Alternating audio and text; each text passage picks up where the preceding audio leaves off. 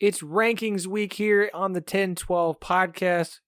Day one, we are ranking the 10 most impactful transfer portal players with our good friend Joe Broback. We got players from Colorado, Texas Tech, Baylor.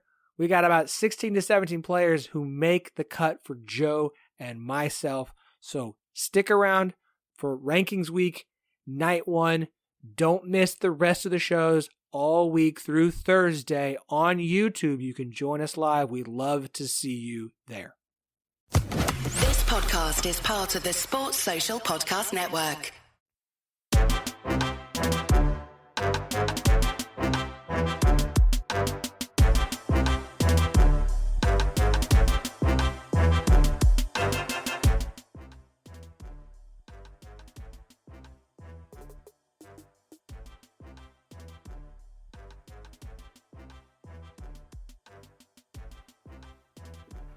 Welcome to the 10-12, the this week live show that covers all 16 teams in the Big 12 Conference. We are the flagship show of the 10-12 Network.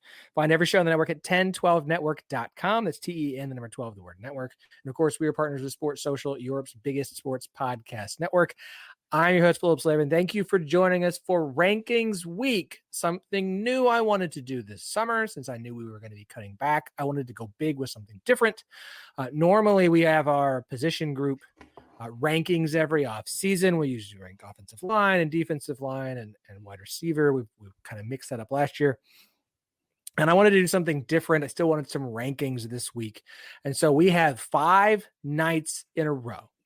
Tonight, Monday, Tuesday, Wednesday, Thursday, we have guests on every night. We're doing 5 different rankings groups. I'm very excited for it. Very excited for them. It's going to be a ton of fun. I'm thrilled. I am thrilled.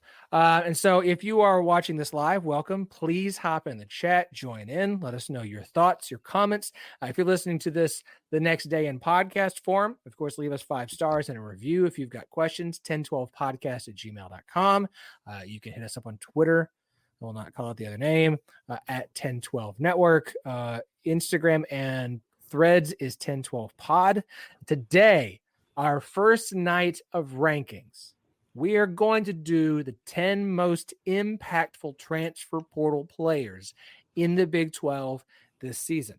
Now, I'm not doing this myself. As I said, we have fantastic guests joining me for what feels like the 20th year in a row. And I mean that in the best way possible, because every year I do rankings of a position group.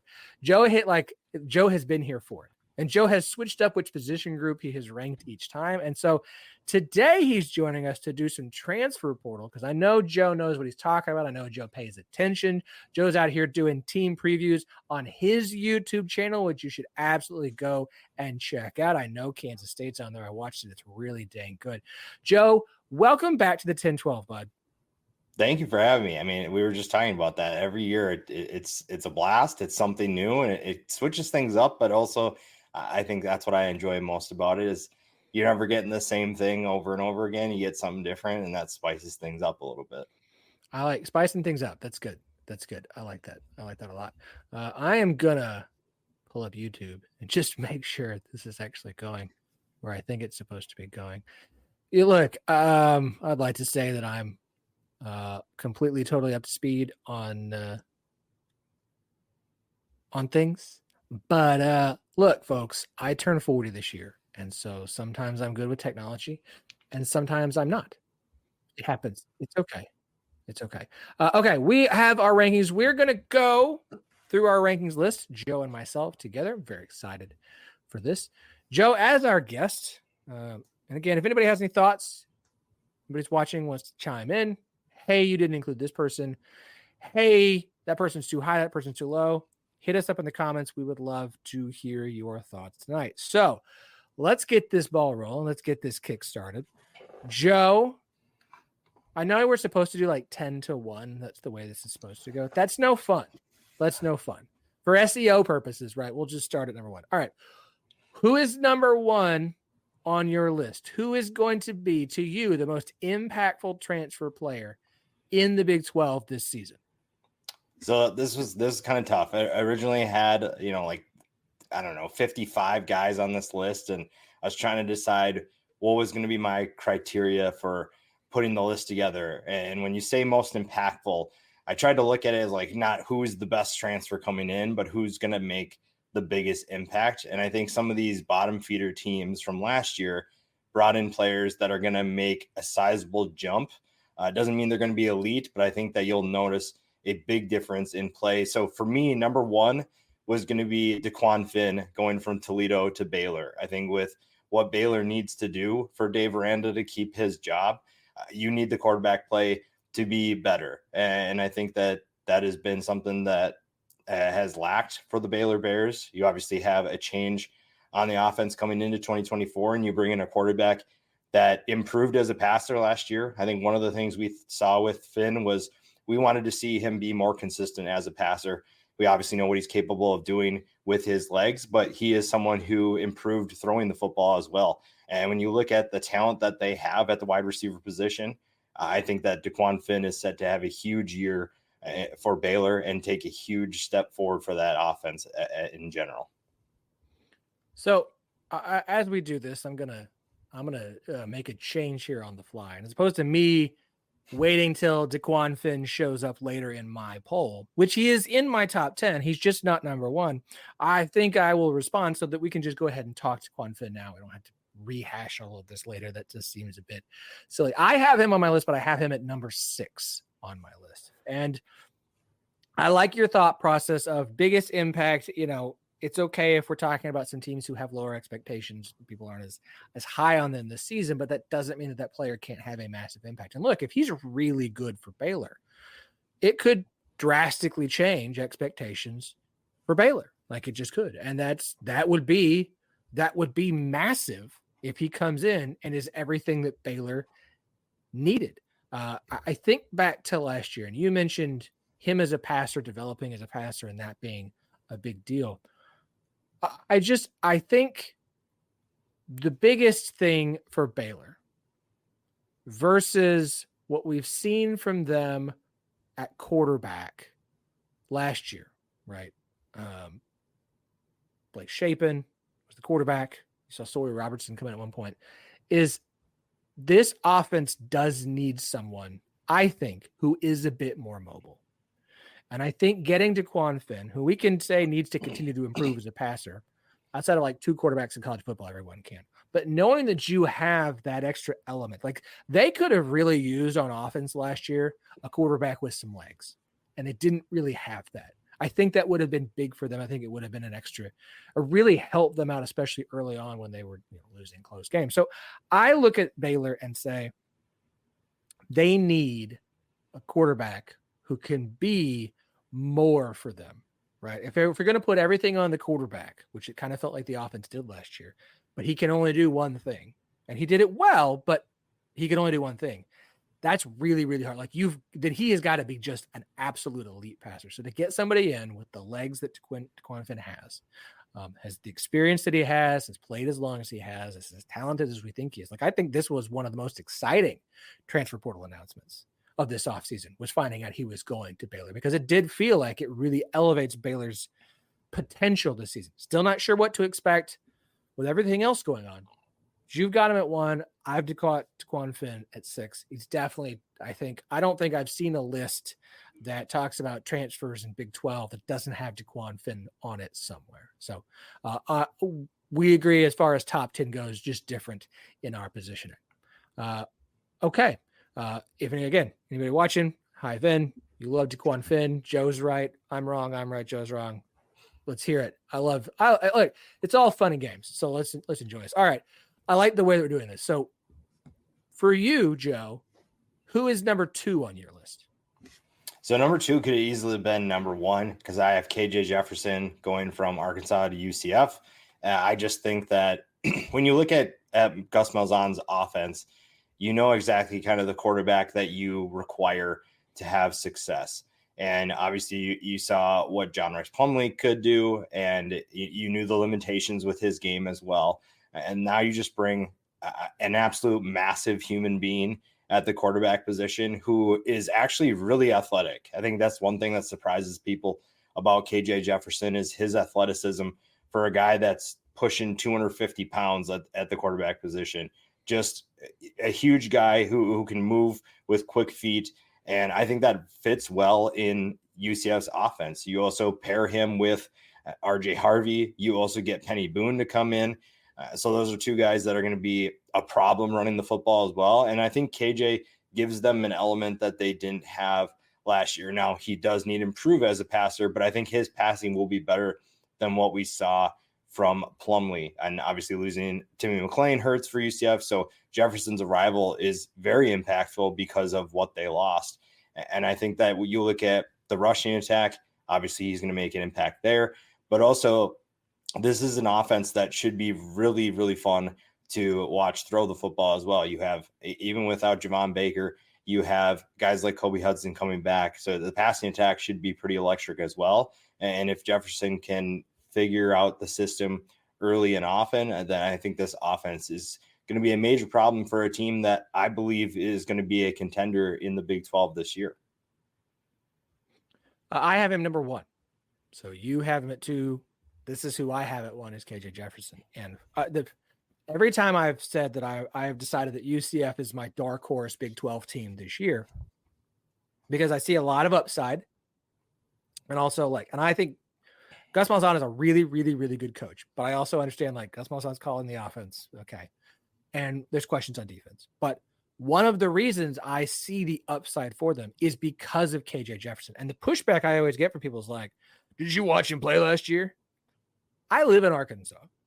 I pay attention to Arkansas. I have watched a lot of KJ Jefferson play football. If you're claiming KJ Jefferson, if your only example of KJ Jefferson is last year, when Sam Pittman brought in Dan Enos to be the offensive coordinator, which is like square peg, round hole when you take KJ Jefferson and Dan Enos and try and make that work and make that a good offense. I don't know what to tell you. You've just not watched KJ Jefferson. You went and looked at his stats last year and said he's no good. Y'all, he is phenomenal. And not only is he really good, he is an absolute perfect fit for Gus Malzahn. I mean, when he went to the transfer portal, I thought it'd be really cool if he went there. He'd thrive there. And then he did. And I'm like, this is the kind of player to me who can go to a location with the offensive weapons that they have, with an offense that runs the ball well anyway, and knowing that you have 2 absolute dynamite running backs on that offense so that he doesn't have to be the guy running the ball, because Arkansas had some struggles as far as running backs goes. RJ Harvey is phenomenal. And Boone, who's not in my top 10, I'll just say that. I'm just putting this out there now. And not that he's not a great player, but RJ Harvey is the beast and the best there. KJ Jefferson can do so much for this team. If, in my opinion, the reason I have him number 1 overall is if UCF is in the Big 12 championship game in Arlington, it's because KJ Jefferson is the quarterback at UCF. That's my thought.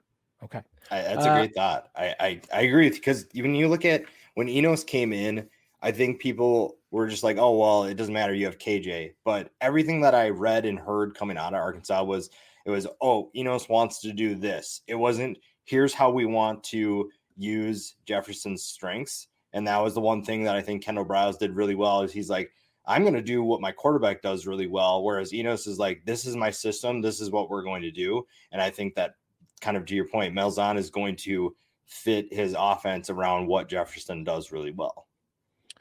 Yes, Brian Metcalf, in the space unis, watch out. Don't y'all, who is it? It's the space game. I think it's Arizona. Yeah, Arizona fans don't know what they're in for yet. They just don't know. They don't know about the legend of the space game. All right. So Joe, with that said, number 3, who do you have number 3 on your list? Number 3, I'm going to the defensive side of the ball. Everything that I've heard coming out of TCU was that Lamarian James from Old Dominion is making a monster impact already. I had a big year for the Monarchs, the team that I sent out a number of transfers to the power, whatever, 4, 5, 3, 2, whatever number we're putting after power now level. And Old Dominion's done a really good job of producing some big time playmakers. And Lamarian James, to me, had the talent to be an impact player. And with TCU's secondary kind of taken a step back last year. I think that they needed someone to help guys like Bud Clark step up. And I think that Lamarian James is going to have a big year for the Horned Frogs. I don't have him on my list. So this is our first time we don't have someone on here. I do have a TCU player. He will come up later. Maybe we'll talk about him sooner if he's on yours. But I don't have him. That is an interesting one, and one to definitely keep an eye on. So I will go with my number 3 then, since we are different here.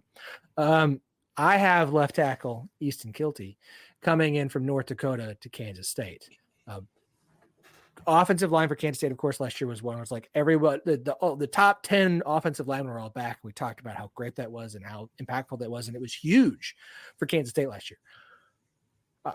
Kansas State fans want to push back on this with me of like, I've got these guys have been playing, got all this experience, have been back, but they haven't been the starters. Like you've lost like all the starters. Like you lost a ton off a really deep offense. Like we've got a bunch of guys, they've all played, they've had snaps, they've had this many snaps in their career, they've had this many. I get all that.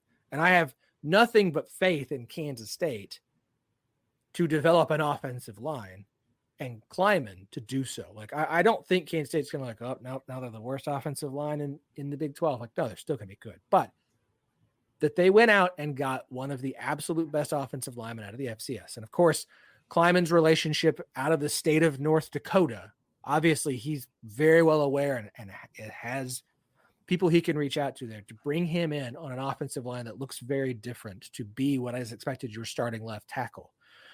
This is a Kansas State team who preseason pick number 2 in the conference, high expectations for them this year. And you got to go out there and try and make Avery Johnson look like the golden god that the people who love him think he is going to be this year. I got a lot of Avery Johnson stock. I'm still more of a slow pay next year kind of thing. But I think for him to come in and be successful, that you went into the portal and brought up an FCS offensive lineman to be your starting left tackle, that says a lot about him. That also says a lot about what you had to play left tackle at Kansas State this season. So I think it is huge because of how good we expect the run game, just like how good we expect this team to be, the expectations for them, and the run game, and AJ and Avery Johnson. Like, I've got him at number 3 because I think if he is what we think he is, if he is what they brought him in to be, then Kilty is going to be hugely impactful in the Big 12 and at Kansas State this year. Yeah, he's not on my list, but he was on the longer list of names that I put together. And in my deep dive, I kind of talked about how I like that addition. Obviously, when you lose Cooper Beebe, that's going to be a massive loss, but obviously he's playing the guard position versus tackle. But I think that getting him fits into that culture, kind of that underrated, nobody really wanted him sort of, mindset. And Kleiman's done a great job of building that culture. And you bring in a guy from the FCS level who fits in with that mindset already, that I think that the talent plus that mentality is going to be really good for a team that, it is expected to be one of the favorites. And the offensive line is going to play a huge role if you're going to get DJ Giddens going. And, the rushing attack, Avery Johnson, comfortable. The offensive line obviously is where everything starts. All right. We are 3 through so far, although I have also talked about my number 6. So let's move to number 4. Joe, I've got an interesting one, but I'm going to let you go first as I throw it in. Who do you have at number 4? Number 4, I actually have Josh Kelly going to Texas Tech. I really liked him at Fresno State. I've been a big Group of 5 guy for a long time, and watching him at Fresno State was really fun. I was excited to see what he could do at Washington State, and then he hits the transfer portal again, goes to Texas Tech to an offense that, assuming that Baron Morton can stay healthy and is ready to go, I think is going to be electric. I think that this passing attack has a ton of good options. You bring in Josh Kelly, you bring in Caleb Douglas to join Coy Eakin. I think that's just the tip of the iceberg for that offense. The passing attack is going to be electric, and Josh Kelly is a matchup nightmare to me. I have him on my list. We agree to some extent. Again, I actually have it number 8 on my list. This is, to me, it's interesting with Kelly because of that's not the guy everyone's focused on at wide receiver for Texas Tech, right? That's not the name everyone was talking about. But it's interesting to bring in a guy for a year where you are loading up this wide receiver core. Like it is, you have done everything you can to try and make this receiving core depth wise solid, really talented, so that you can give Baron Morton every opportunity to succeed. It sounds like he's fine. There were a lot of concerns about health and getting well and what's he going to be like. Weird situation out of spring ball and so on and so forth. It sounds like he's going to be good. And I'm still big on it's Morton time, right? I'm all for it. I want to see it.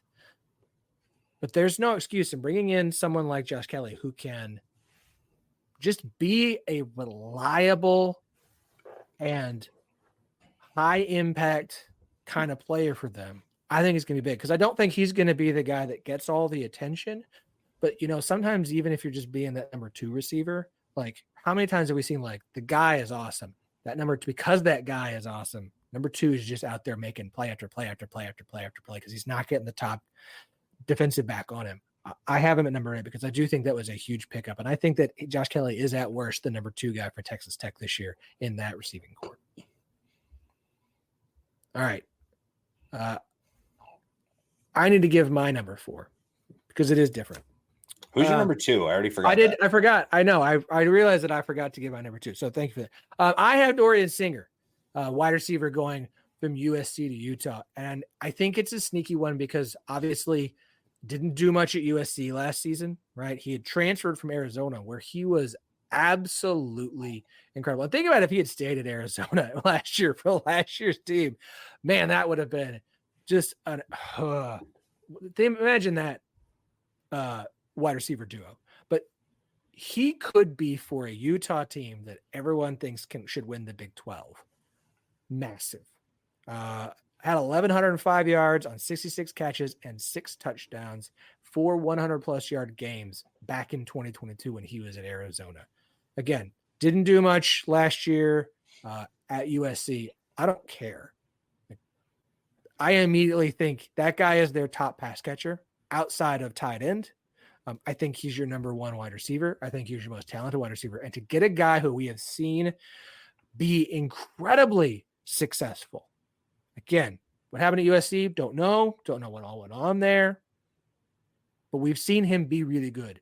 Him going to Utah to play with Cam Rising, I think is massive. I think he can immediately make a huge impact on a team that has very high expectations. Healthy Cam Rising, right? I love Dorian Singer at Utah, and I think it makes a ton of sense. I think he's going to be he's one of those guys where if you ask me, name somebody who wasn't preseason all Big 12 who you think could end the season all Big 12, I think Dorian Singer could at wide receiver. Yeah, I wanted to put him on my list, but I just couldn't after last year. Obviously, yeah, I don't know what happened at USC, but I think that there's still lots of plenty things happened at USC. Right.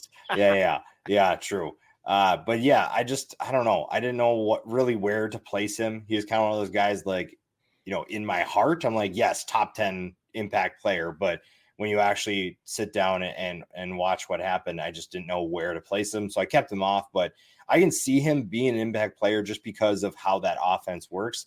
I think the one big thing that I've seen in terms of concerns was the lack of separation and his requirement to win so many 50-50 contested passes. That's probably like the one biggest thing that I've seen, but I agree with you. He is someone who can be a major impact player, especially in that offense where everyone is really focused on running, where they're going to run the football and what they're going to do there. And then you open up play action, passing attack. You get a guy like Singer who has experience making big plays downfield and deep downfield. So I like that pick. I just wasn't sure where I could put him. So I ultimately kept him off of that list. Watching a little of his Arizona thing, because I didn't watch a lot of Arizona in 2022, but like going through what he had done, watching some highlights, man, it's hard not to be excited. Okay, so I got to do my number 4. I cheated a little bit here. I put 2 guys at number 4, and you'll understand why, and you may already know why I did this. I hope I pronounce this right, Samuel Okunlula and Dayan Hayes, who are 2 defensive line transfers from Pitt who went to Colorado. Colorado went, hey, who's the two best guys at Pitt? There were high expectations for them at Pitt this season, and Colorado went, we're going to pay you more money to come here. And they went, yeah. And so now they come in to take over, in my opinion, what was at times a Sev. I can never pronounce that word correctly. I know how to spell it. I can spell it, but I can't say it. Of a defensive line at Colorado last year. Like, I think these guys are going to be huge for Colorado. Look, we can make jokes about Colorado all we want. There are a lot of questions about Colorado. I do think that they upgraded this roster this offseason. I do think, yeah, they lost the players they didn't want to, like Dylan Edwards. Maybe we'll talk about him in a bit. But I do think there are spots where they went back into the portal and brought in guys who were more talented than some of the guys on their roster last year. They still don't have a ton of depth. That's going to kill him by the end of the season. But I do think he has improved this roster. And these two guys together, Colorado had 28 sacks last season total. Hayes alone at Pitt had 10 and a half. Okay. These guys are far superior to what they had. And if that's at Colorado, if they can get better line play, because that was the question, is like, what's the offensive line going to look like? What's the defensive line? If they're going to have better line play, if these two guys make as big an impact at Colorado as they did when they were at Pitt, whole new defense. It's going to be even better. It's going to help make Travis Hunter look even better when he's playing in the secondary. I think these two guys will immediately show up to Colorado, make Colorado's defense better, especially on the defensive line play, which is going to go a long way in this conference of them trying to get to a bowl game. Yeah, I agree. And when I put this list together, I was like, I could make a top 10 just with Colorado. Like, I have so many Colorado. And like, that's just the nature of it. But this year and, last year, I think when you look at what they brought in, you probably could have put together a top 10, but you might not have been super confident about that top 10. This year, when I actually went through and put it together, I'm like, okay, they actually have some solid additions here. And so I think that's exciting if you are a Colorado fan. And I think the one thing that people won't realize is Colorado, with how bad they were in certain areas, they don't necessarily need to all of a sudden become, top 25, top 40. They just need to be in the 60s to 80s, which is still a huge jump.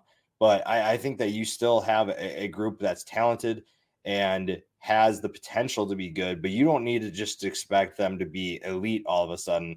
You need them to take, smaller steps to get to that point, but you have the talent to be able to do that. And you have two guys coming in from Pitt, a team that knows how to play defense and refuses to go back to the Kenny Pickett days for whatever reason on offense. So why not find a new home and go to a place like Colorado that needs help on the defensive line / the linebacker position. So I think that was a great set of additions by Dion. And I think that the players that they brought in, it's different caliber of player that they brought in. And honestly, you could have put a lot of Colorado players on this list, which says a lot about the level of talent that they're bringing in. And funny enough, my 5 and 6 are actually two Colorado guys. So that's fitting that year 4 is two of those as well. So we'll hit them. Let's hear 5 and 6. Let's hear those, because we know my 6 is DeQuan Finn. I can give my 5 in a minute. So give us both your 5 and 6, both your Colorado guys. Perfect. So I like Hayes and I like Okunlola. I think that they'll be impact players. But I just looked at what did Colorado struggle with more so maybe than defensive line play, which is really sad, but also like there were definitely things, and running the football was not something Colorado even acknowledged at times. And I think that they just said, oh, well, Shedeur will figure it out. And that's great. Shedeur is very talented and can do that a lot of times, but you need to find balance. So bringing in Dalen Hayden to me from Ohio State is a huge addition. Obviously, you could put some offensive linemen on here, but I didn't really know if I'm overly excited about one offensive lineman that Colorado added. So maybe that's the one thing. I do think they'll be better, and that makes Hayden better as well. But Hayden's going to be more of that physical runner that they need. And on top of having hopefully better offensive line play, I think the rushing attack will be more of a factor in this offense. And they need it to be, especially because now they're moving on from Sean Lewis. They're going to more of, that pro style offense. So you're going to have to be physical, and you will have to run the football. And if you don't have the right running back in place, then you're going to be hurting. Now I'm worried about depth behind Hayden, but that's another story for another day. The other guy I brought in was DJ McKinney coming in from Oklahoma State. So I think that Travis Hunter, obviously, is a stud. We all know what he's capable of doing.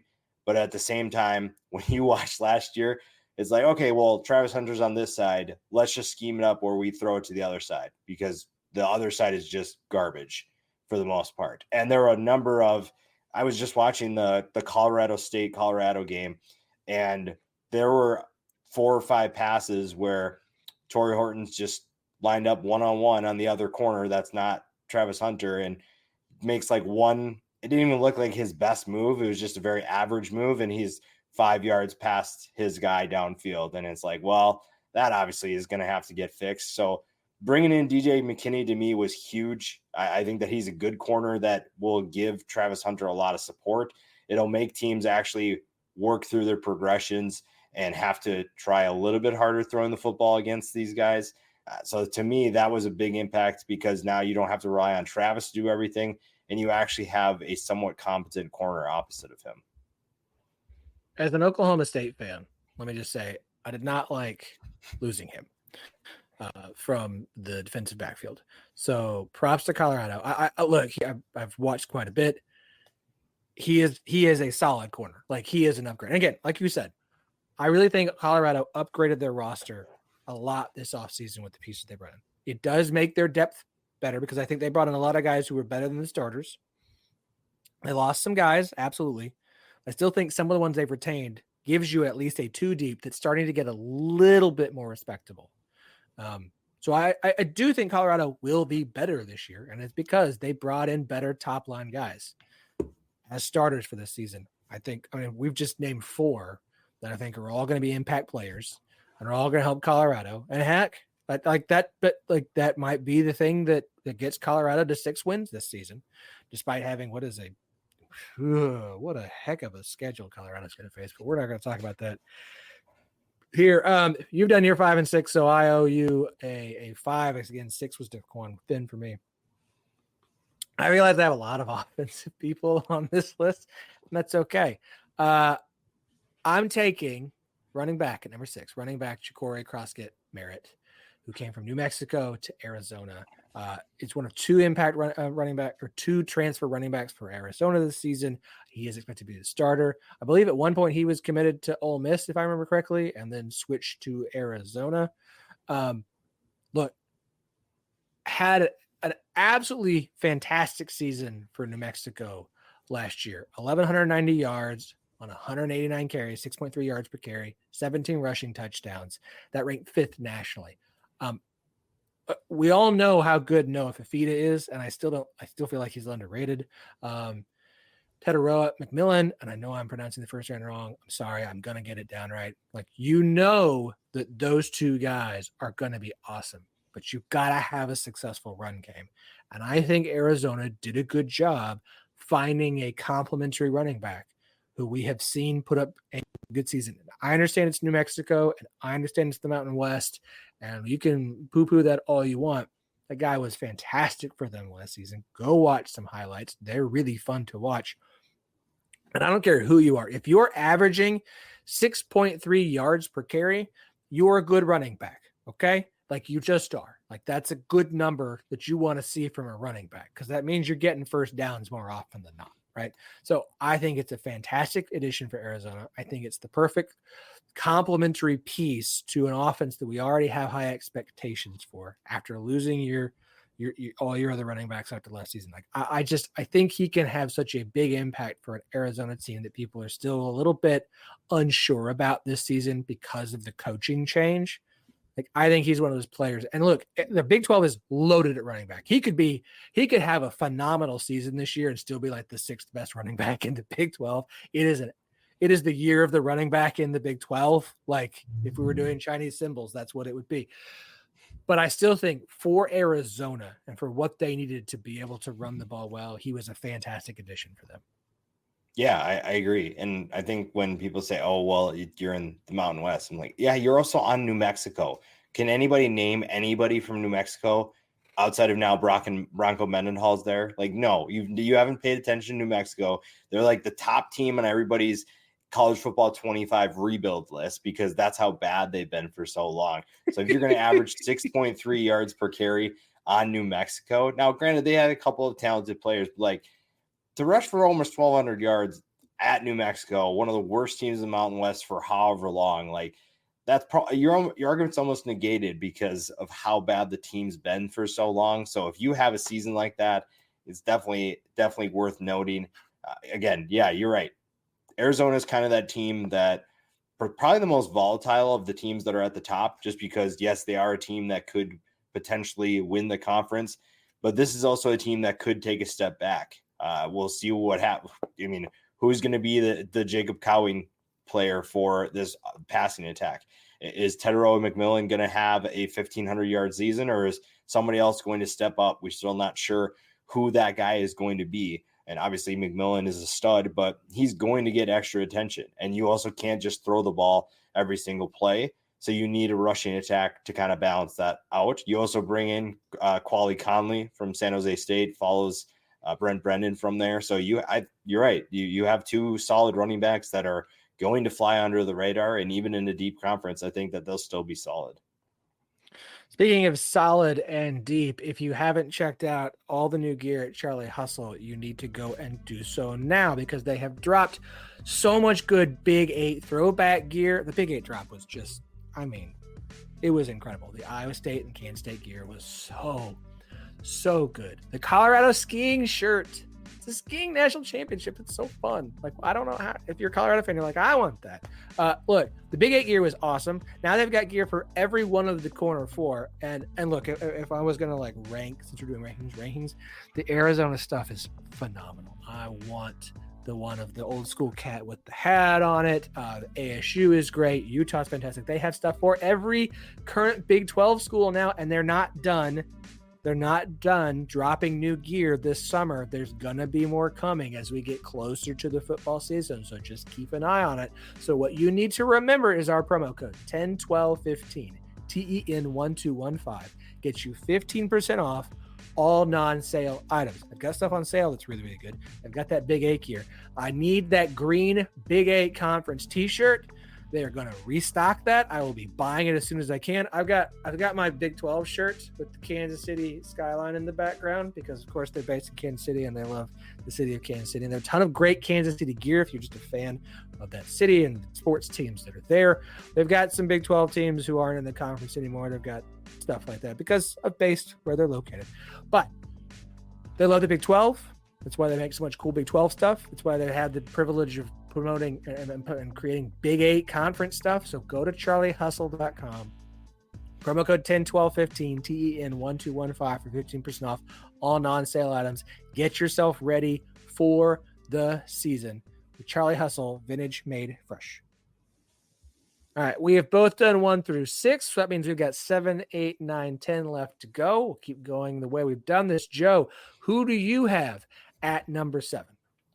So my list pretty much has been, who's going to make a big impact, who's going to drastically affect maybe bad teams or position groups that are slightly worse. This one is not the case. And I have Dylan Edwards for Kansas State. I think obviously you have DJ Giddens. That's not really a need at the running back position. It's just really hard for me to not see an undersized running back at Kansas State and not get really excited because of what we've seen in the past. Now, Dylan Edwards he's like 5'8". He's like, dwarfing Deuce Vaughn. So the fact that he comes in and fits that undersized, explosive running back, again, kind of nostalgia maybe creeped into this selection. But, how could you not, where you have this explosive running back who wanted to come back home, was supposed to go to Kansas State, and then obviously didn't. Now he comes back home, and you get to pair him with DJ Giddens in an offense that's going to run the football quite a bit. But now you have a weapon that you can utilize in the passing attack as well. And you saw, even if it was in limited time or in limited opportunities, you saw what Dylan Edwards is capable of doing. The speed is going to be a game changer. And for a team that is expected to compete for a Big 12 championship, you're going to need game changers for certain plays or certain times in games where you need a touchdown or you need a big play, and Dylan Edwards is that guy. I don't have him on my list because I just can't put a backup running back, even if they are. Look, he may overtake the backfield. He might. And I know Kansas State fans are very excited about him for good reason. Just like you are the RB2. It's the same reason I don't have Penny Boone on this list, because you're going to be the backup to the guy that we're all very excited about. And I can be very excited about what you can do as the uppercut to the starter's right hook. Right. But I can't put the backup guy in here.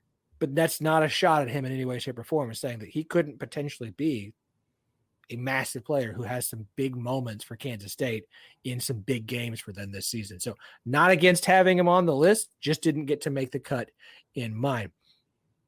Number 7 for me, I don't have a lot of defense on this one. I didn't have a lot of defense. I don't know why I just didn't. But I do have for TCU, Caleb Elarms, or linebacker who transferred in from Cal. I am very intrigued when you get somebody who comes in from Cal who is consistently a really good defense, was a second team All Pac-12 last year, led the Golden Bears with 92 tackles, had just a phenomenal year. Had 6 quarterback hurries, 3.5 tackles for loss, sack, interception, fumble, like that list of like, I've done it all. I've done everything at linebacker. I can do it all. And I'm going to have a big role at TCU this season. I think this is a big addition for TCU that's looking again for bounce back season after a disappointing year 2 there. I think he's going to have a big year. That was his first season last year at Cal. Coming into TCU, Andy Avalos is the new defensive coordinator, getting this piece in there. I think there are a lot of good linebackers in the Big 12 this year. I think the Nick Martin at Oklahoma State. There were there on the first team, were there 3 or were there 4 linebackers? I think there might have been, which is insane. Like, also would have been perfectly fine if there were like 6. Like, linebacker to me, it's like it's the year of the linebacker on defense, the year of running back on offense in the Big 12. But like, I really do think that this guy is going to have a big impact for TCU this year. Like, this is one of those, like, this is the guy we all know. He has that kind of opportunity. Great at Cal, huge impact for TCU this year in a position where they need it.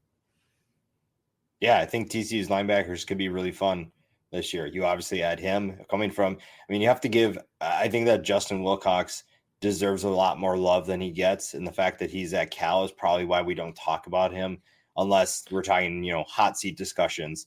But his defense is, offense, man. And it's like you go 5-7 and you probably should have gone 8-4, but right, the defense is awesome, but you don't score any points. Like, yeah, the defense keeps them in games, and I don't know how they're going to do in the ACC this year, but I think that TCU is glad that a couple guys are going elsewhere, and he's one of them. I think the linebackers will be much better than they were last year. You obviously get Johnny Hodges back.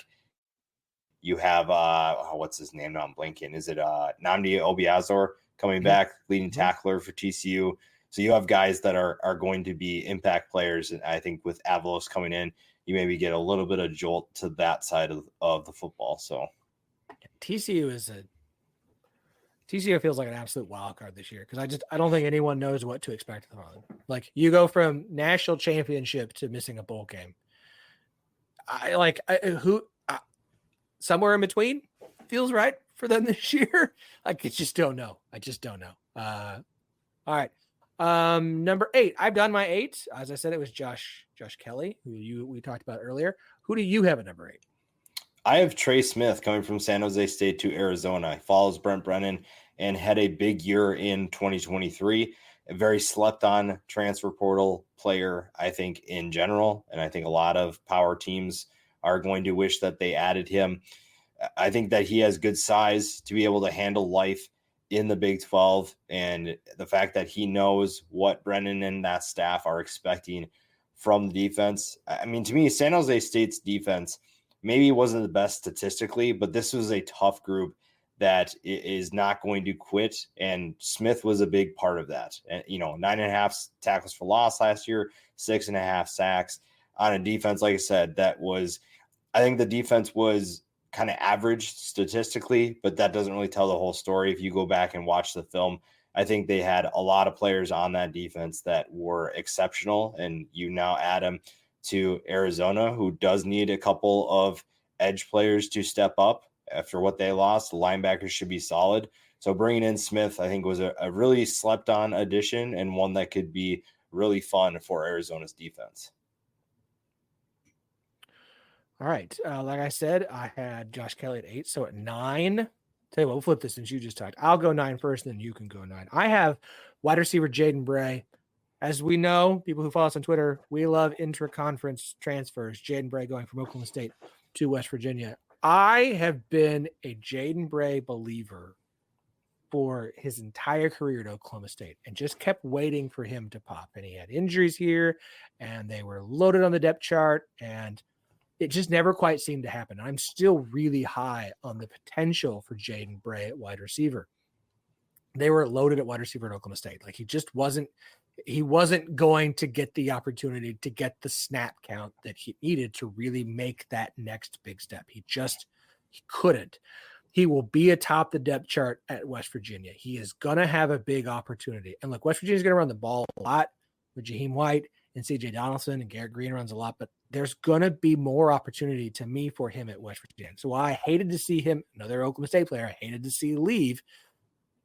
I understand why he left, and I think there's so much potential for him at West Virginia to be their guy, to be their number one pass catcher, whether that's just in reception total or yards. But I just there's so much potential for him, and I've seen it his whole career, and I really think this is going to give him the opportunity to finally kind of start to get far closer to what I think he can be, which is going to be a big impact for a West Virginia team that, again, it's another team where West Virginia fans have high expectations. They had a great season last season. Questions about the schedule, like, we're just not sure, but they are definitely in the mix there. He's the kind of guy that if he gets up to his level, I think he can play at, it can really take that West Virginia offense up another notch. Yeah, I'm not as high on him as you are, but I've heard it I think the last couple of years.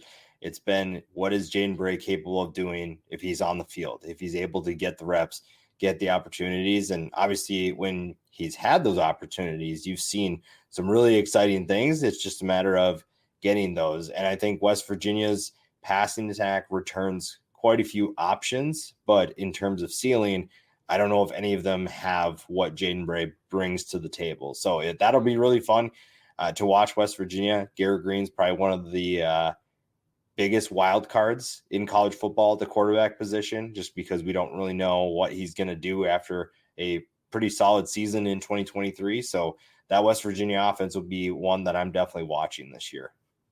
West Virginia is that team that just doesn't, like, no one seems to talk about West Virginia. Like, and I get it, it's hard. There's 16 teams in this conference now. There are 16 teams in this conference. You got 4 brand new, 4 that are in year 2. You had 5 teams get a first place vote. Like, there's so much going on. Everybody can't be talked about. And West Virginia, and as I mentioned TCU, like, West Virginia is the team that can honestly be in the mixed. To me, that gets talked about the least. They've got so much on offense that is so interesting and so intriguing. Wyatt Millam on the offensive line. You've got Garrett Green, who might be the most underrated quarterback in the Big 12, which is saying a lot because there's a ton of underrated quarterbacks in the Big 12. That running back duo is fantastic. They don't get talked about as much because the best running backs get the carries and the bulk of the work in the Big 12, and they share more with Garrett Green, so they don't get as much talk. West Virginia is a really interesting team this year that hopefully they can break that week 1 curse and pull off an upset that no one sees coming against Penn State, because that would get everybody talking about West Virginia. All you got to do is beat Penn State. Just go do that. That's not much. Okay. What is your number 9, Joe? Who do you got? Number 9, I had him before I found out about Corey Platt being injured for the year. To me, Kendra Gant coming from Louisiana to Houston is going to be a big-time transfer, especially now that Platt is hurt. I think that this is a linebacker group that was, how do I say this nicely, bad, I'll just say. I think Houston's defense under Dana Holgorsen had like one good year, and then I don't know what happened. I couldn't tell you. They had talent. They had plenty of guys that were capable of playing well, and it's just everything just imploded, and it was just rough to watch. So bringing in Willie Fritz gives them kind of some new life. He brings in quite a few bit of talent from the state of Louisiana. And Kendra Gant, another, I don't know, I'm just a sucker for underrated, slept on transfers or underrated players in general.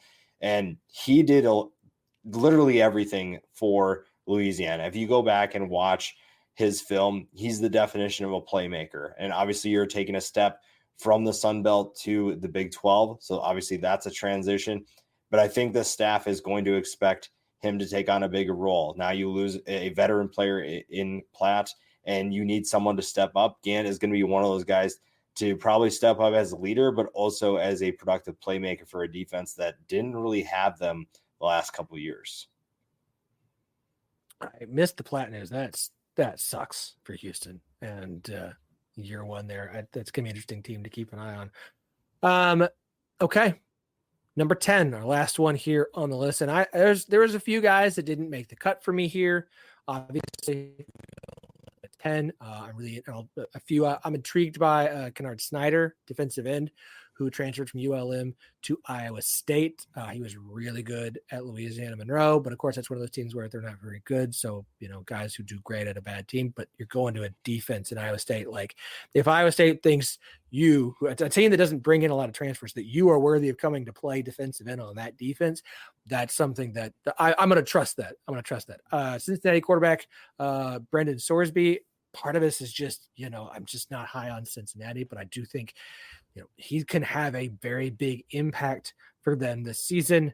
I've seen a lot of people talking highly of Jalen Conyers, the tight end for Arizona State, who went to Texas Tech. We love interconference transfers. But the guy I picked for number 10, because I love offensive line, y'all. Like if you've listened to this podcast enough, the number one group we always made sure to hit in our position group rankings was offensive line. I love offensive line. I went with an offensive lineman who is taking over for a name that we all know very well.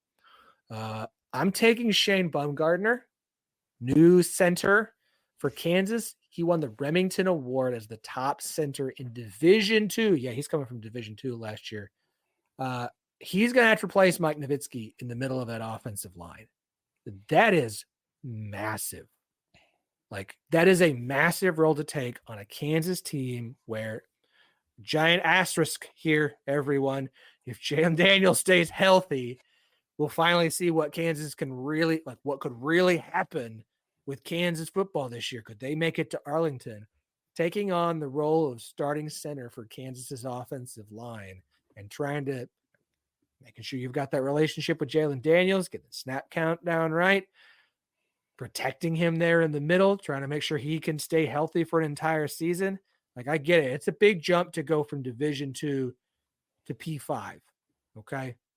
If this guy is able to make that jump to take over that starting role from Mike Nowitzki, who was a really good offensive lineman for Kansas last year and the year before, it was there for a couple years. That's huge. That is absolutely huge. I had to put another offensive lineman in. That's who I've got at 10. Joe? I like it. Yeah, I think that's going to be a tough role. I mean, it's just the experience that Nowitzki brought to the table. You just can't replicate that unless you bring in someone who has equal experience. But just even the fact that he has experience and he has experience on that team, it's so hard to replace. And especially at the center position, which is such a tough position to play. And now you're playing with a new quarterback, you're playing with new offensive linemen, a new team. That's obviously very, very challenging. I went the anti-U route. I went defense with this one. So to me, I put Deshaun Pace here.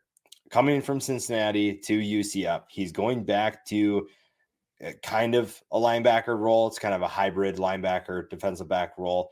But to me, Deshaun Pace's best position was in that hybrid, more of a linebacker, but still can function as a defensive back. Cincinnati used him as a linebacker early in his career, moved him to defensive back, kind of nickel back, safety. And now at UCF, he's going to play more closer to the line of scrimmage, linebacker / defensive back role, like I said, but more of that linebacker where he's an athletic player, someone who's capable of picking off passes, but also isn't afraid to make plays at the line of scrimmage. UCF defense, I think, is a group that needs to take a step forward. If that Big 12 championship is to become a reality, the defense needs to play better. They do have a good group up front that should be very disruptive and tough to block. And Deshaun Pace is going to be one of those guys, very quick off the ball, even if he's not the biggest linebacker, which nowadays linebackers big is like 235 pounds because that's the way the world is. But Deshaun Pace is someone who has that quickness, has that athleticism. So to me, I had like 15 guys for this last spot. Right. And I don't know how I picked. I just went with a name that fit a little bit because there's so many guys in this conference that I like coming in. But to me, Deshaun Pace just had that. He had everything else that all the other guys had, but then he's one of my favorite guys that I watched at Cincinnati, especially during their playoff run. So that to me gave him the edge to get that 10th spot. Look, there's a ton of guys. Like you have 16 teams and everybody's taking a ton of transfers, and there's going to be a lot of guys who come in and make an impact. But like I think we've put together a list here of close to 20 guys, I think about 16, 17. That's a big chunk, and there's plenty of guys, like I said, that we couldn't get on this list. That UCF defense, man, that is going to be the difference. Like I'm not worried about the offense. At defense, if they have a good defense this year, the Big 12, this is the thing of the Big 12. Like if you're sure insert your favorite team is going to be in Arlington, like cool. And if they get there, then you get to be right. Awesome. Otherwise, like y'all just throw the papers in the air and fire an arrow, and whatever you hit, that's probably the championship game.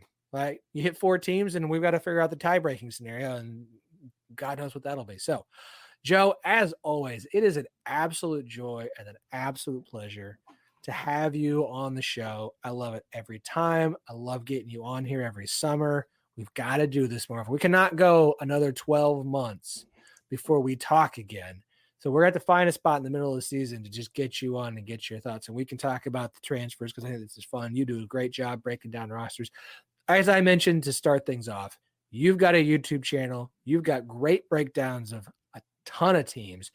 Where can everybody find that? Which Big 12 teams you got out? Which ones are coming? Let us know. You can just find me using my name. I make it very simple for everyone, so it's not a bunch of different names to search for. In terms of Big 12 teams, now I have to go back and look. I just put out the Kansas State one. I know I have Iowa State for sure. Some of them are just top 10 lists because, this is not my full-time job, despite what people might think. So some of them I had to, cut it down and make the videos a little bit shorter. So I do have, Kansas State, Iowa State, West Virginia is out. Baylor is out.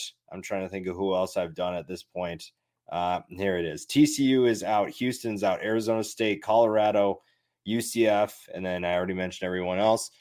Still have quite a few of the rest of them. Cincinnati is coming up soon. Arizona and Oklahoma State will be in the deep dive series as well. I'm trying to think if I missed anybody, but pretty much every team is going to be done at some point if they have not been already. Yeah, y'all go watch those. If you want to just watch your team, that's fine. Go check it out. Joe does a great job. As always, like I said, Joe, it's a pleasure. We'll get you back on again soon, man. Thank you so much for joining us tonight. Thank you for having me. Follow Joe. Follow us on Twitter, 1012 Network, 1012 Pod on Threads and Instagram. If you are listening to this in podcast form the day after, 5 stars and a rating, please. We would really appreciate it. Don't forget to shop Charlie Hustle, charliehustle.com, 101215 for the promo code. Y'all who join us tonight to watch, Brian Metcalf, thanks as always for the comments. Appreciate it, man. Like I said, it's rankings week. We're doing this all the way through Thursday. We've got another ranking tomorrow. Tuesday, Wednesday, Thursday. We've got great guests all week. So come back every night, 8 p.m. Central Time.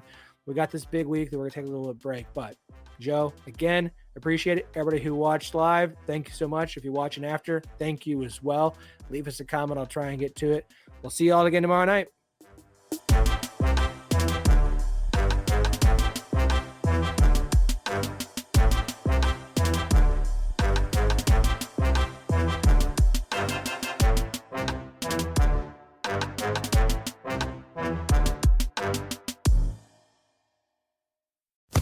Sports Social Podcast Network.